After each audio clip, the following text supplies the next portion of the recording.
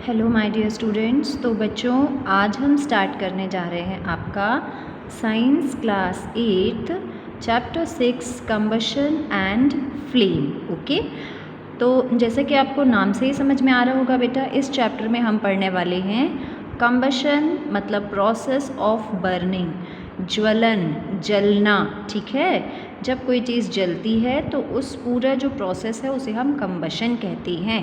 इसके बारे में हम पढ़ेंगे। एंड फ्लेम, ठीक है, फ्लेम को आप लौ बोल सकते हैं, लपट बोल सकते हैं। ठीक है, चलिए देखते हैं। So we use different kind of fuel for various purposes at home, in industry and for running automobiles.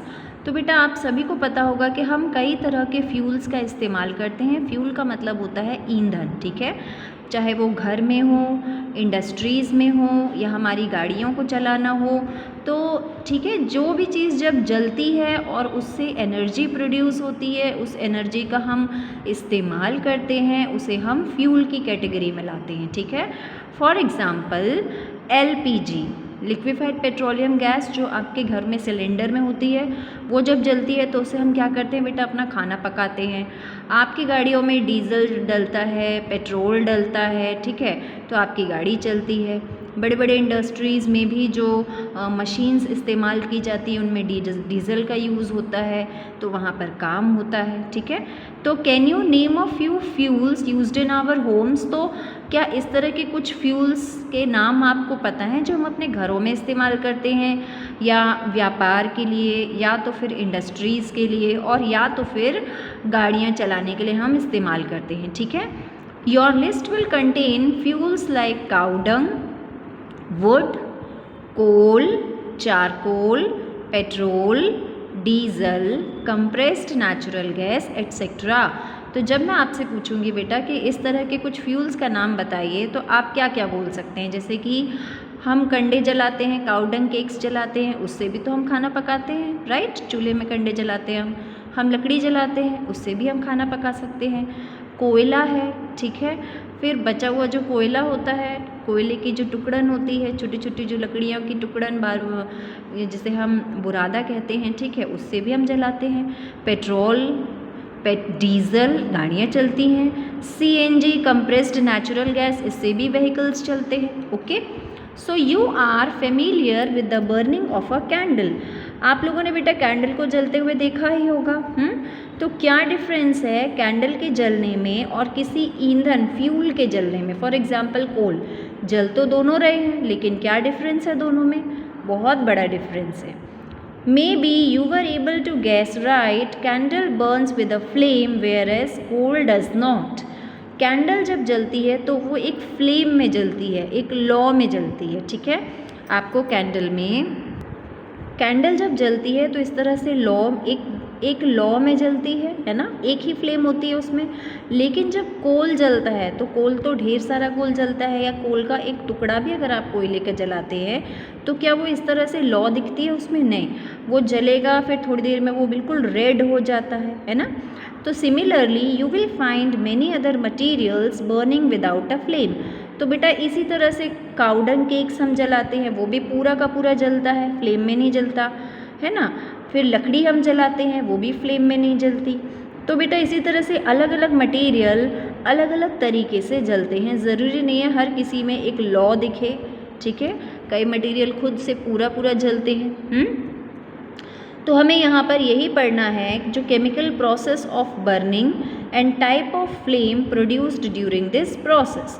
तो अब हम यही केमिकल प्रोसेस जो है बर्निंग का देखेंगे, और किस तरह की फ्लेम प्रोड्यूस होती है अलग अलग मटेरियल के जलने पर, यही हम पढ़ेंगे। ठीक है, तो आ जाते हैं हम अपने नेक्स्ट टॉपिक पे। सबसे पहला है हमारा टॉपिक व्हाट इज़ कंबशन। ये कंबशन का जो प्रोसेस है ये एक्चुअली में होता क्या है। ठीक है, so recall the activity of burning of magnesium ribbon performed in class 7th। Class 7th में आप लोगों को एक एक्टिविटी थी जिसमें आपको मैग्नीशियम की रिबन जो होती है उसे जलाना था। ठीक है, उसकी फ्यूम्स जो है एक टम्बलर में इकट्ठी, एक ग्लास के जार में इकट्ठी करनी थी, टेस्ट करने के लिए कि जब मैग्नीशियम जलता है तो कौन सी गैस रिलीज़ होती है, अगर आप लोगों ने किया हो तो। So we learned that magnesium burns to form magnesium oxide and produces heat and light. तो हमने ये देखा था कि जब मैग्नीशियम जलता है तो उसमें से मैग्नीशियम ऑक्साइड गैस बनती है, प्रोड्यूस होती है, और हीट और थोड़ी बहुत लाइट भी प्रोड्यूस होती है। ये देखिए बेटा, जैसे कि आप देख पा रहे हैं यहाँ पर मैग्नीशियम बर्न ये पकड़ा हुआ है जो है फॉर्क से होल्डर से, ठीक है। ये मैग्नीशियम जल रहा है, थोड़ी बहुत इसमें से लाइट निकल रही है, थोड़ी बहुत हीट भी महसूस हो सकती है। Okay, so we can perform similar activity with a piece of charcoal. छोटे से कोयले के टुकड़े से भी हम ये एक्टिविटी कर सकते हैं। आपको क्या करना है, टोंग जो होते हैं, पेयर ऑफ टोंग, बेटा केमिस्ट्री लैब में जो इंस्ट्रूमेंट इस्तेमाल किए जाते हैं उनके अलग नाम होते हैं, ठीक है। वही चीज़ हम किचन में भी इस्तेमाल करते हैं तो उनके नाम अलग हो जाते हैं, ठीक है। तो जैसे जो होल्डर होता है ना, जिसे आप संसी बोलते हैं, उसे हम लैब में टोंग्स कहते हैं, ओके।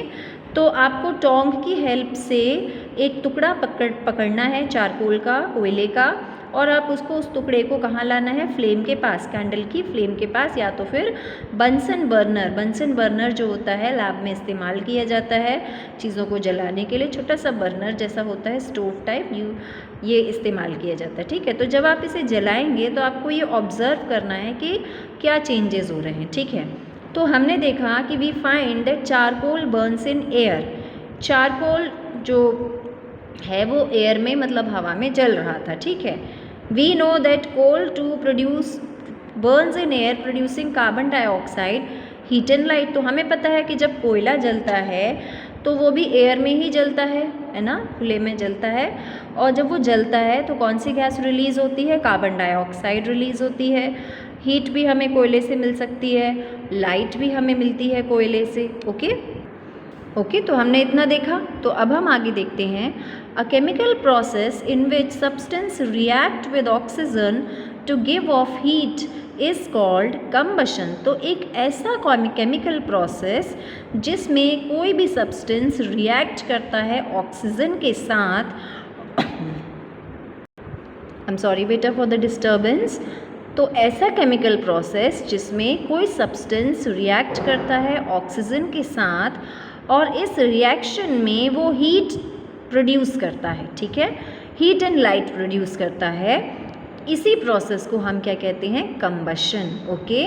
याद कीजिएगा, a chemical process in which a substance react with oxygen to give off heat is called combustion, okay. Process combustion कहला गया।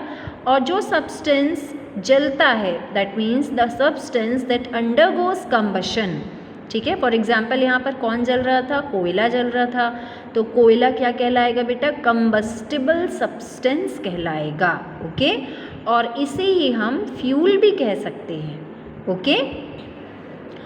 अब बात करेंगे फ्यूल्स की। तो जो फ्यूल्स हैं, ईंधन, वो सॉलिड भी हो सकते हैं, लिक्विड भी हो सकते हैं और गैस भी हो सकते हैं। और ये जो कंबशन प्रोसेस होता है बेटा, इसमें कभी कभी लाइट भी प्रोड्यूस होती है। Light is also given during combustion. जब कोई चीज़ जलती है तो उसमें लाइट भी प्रोड्यूस होती है, ठीक है। तो किस तरह से, फ्लेम के तौर पर भी, जैसे कैंडल की फ्लेम जल रही है, आपके गैस का बर्नर जब जलता है तो उसमें भी फ्लेम्स होती हैं, एक लॉ में जलता है ना। और या तो फिर ग्लो मतलब जैसे आपकी लकड़ी जलती है, आपके काउडंग केक्स जलते हैं, आपका कोयला जलता है, पूरी तरीके से जलता है, तो उसमें से ग्लो निकलता है, मतलब बहुत ज़्यादा रोशनी फैलती है, ठीक है। So in the reactions mentioned above, magnesium and charcoal are combustible substance। तो यहाँ ये बोला जा रहा है कि हमने पिछली जो अभी पढ़ा कंबशन के बारे में, उसमें मैग्नीशियम रिबन जो जली थी और चारकोल, कोयला जो हमने जलाया था, वो दोनों किस तरह के सब्सटेंस हैं, कंबस्टिबल सब्सटेंसेस हैं। तो जो भी सब्सटेंस जल सकता है, चाहे वो कुछ भी हो, लकड़ी हो, कागज़ हो, कपड़ा हो, एनीथिंग, वो क्या कहलाएगा, कंबस्टिबल सब्सटेंस कहलाएगा। Clear everyone. चलिए तो आ जाते हैं बेटा हम अपने नेक्स्ट पेज पे, पेज नंबर 65 पे। और यहाँ पर एक बहुत इंटरेस्टिंग एक्टिविटी आप लोगों को दी हुई है, एक्टिविटी 6.1। इसमें आपको क्या करना है, आपको कुछ मटेरियल इकट्ठे करने हैं और ये आपको अपने पेरेंट्स के सुपरविजन में ही करना है, ठीक है। बिना पेरेंट्स की परमिशन के ये आपको परफॉर्म नहीं करना है, ओके। और जो सब्सटेंसेस मैं बता रही हूँ सिर्फ वही लीजिएगा, ये कैरोसिन ऑयल वगैरह नहीं लेने हैं आपको, ठीक है। बट मैं आपको एक्टिविटी समझा देती हूँ। इसमें आपको स्ट्रॉ मतलब सूखी घास हो गई, या आपकी जो प्लास्टिक की पाइप होती है वो हो गई, मैच स्टिक माचिस हो गया, मिट्टी का तेल हो गया, पेपर हो गया, आयरन के नेल्स कील हो गई, पत्थर हो गए, ग्लास कांच का टुकड़ा हो गया, ये सारी चीज़ों को एक एक करके इन्हें जलाना है और ये देखना है कि ये सब्सटेंसेस कंबस्टिबल सब्सटेंस है कि कंबस्टिबल सब्सटेंस नहीं है। दैट इज़ ये कंबस्टिबल है या तो फिर ये नॉन कंबस्टिबल है। ठीक है, तो चलिए यहाँ पर ही हम फटाफट से देख लेते हैं। वुड मतलब लकड़ी, क्या होगी लकड़ी? It is a combustible substance. Paper कागज़ क्या होगा? Combustible substance. आयरन नेल्स मतलब लोहे की कीलें, क्या वो जलेंगी? नहीं, नेल जलेगा लेकिन वो जल जल के एकदम रेड हो जाएगा, बट वो जलेगा नहीं, गर्म होता जाएगा। ठीक है, तो ये एक तरह का नॉन कंबस्टिबल सब्सटेंस है। मिट्टी का तेल कंबस्टिबल सब्सटेंस है, तुरंत भभक उठेगा। पत्थर का टुकड़ा नॉन कंबस्टिबल सब्सटेंस है। Straw yes it is a combustible substance. कोयला भी कंबस्टिबल सब्सटेंस होता है। माचिस की तीलियाँ भी कंबस्टिबल सब्सटेंस होती हैं क्योंकि वो लकड़ी ही होती हैं। ग्लास कांच का टुकड़ा ये भी नॉन कंबस्टिबल सब्सटेंस है। ये पिघलने लगेगा अगर बहुत देर तक हम इसे जलाते रहे तो ये गर्म हो करके एकदम लिक्विड बन जाएगा। ओके, तो बेटा ये टेबल थी और इस टेबल को अच्छे से पढ़िएगा। जितना मैंने अभी तक समझाया उसे ध्यान से समझिएगा। Okay, up till then thank you so much.